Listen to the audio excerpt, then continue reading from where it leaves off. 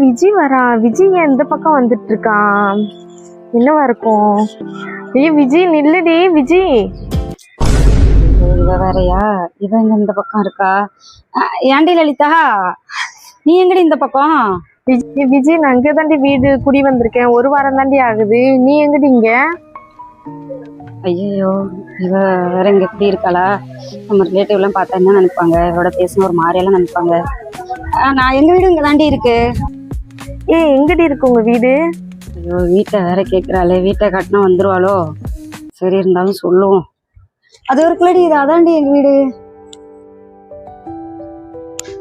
சரிடி விஜய், ஃப்ரீயா இருந்தா நான் உங்க வீட்டுக்கு வரேன்டி. சரிடி. நீனும் எங்க வீட்டுக்கு வாடி. இங்கதான் எங்க வீடு இருக்கு. சரிடி. சரிடி விஜய், வரேன்டி. விஜய் விஜய்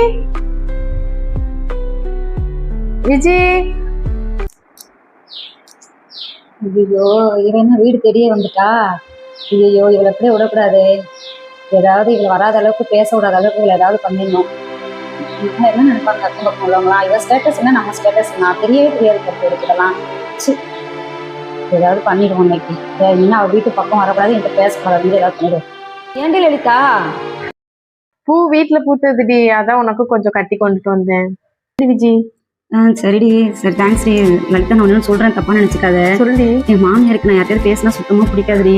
உடனே ஹஸ்பண்ட்ட சொல்லி சண்டை போட வச்சிருவாங்க.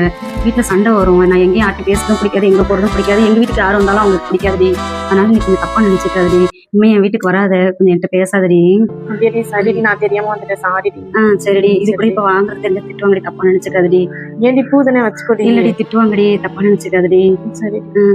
என் மாமியாருக்காக தான் சொல்றேன், வேற ஒண்ணும் இல்ல. சரி. சரிடி. எப்படியோ கழட்டி விட்டாச்சு. மாமியாரை சொல்லி கழட்டி விட்டாச்சு.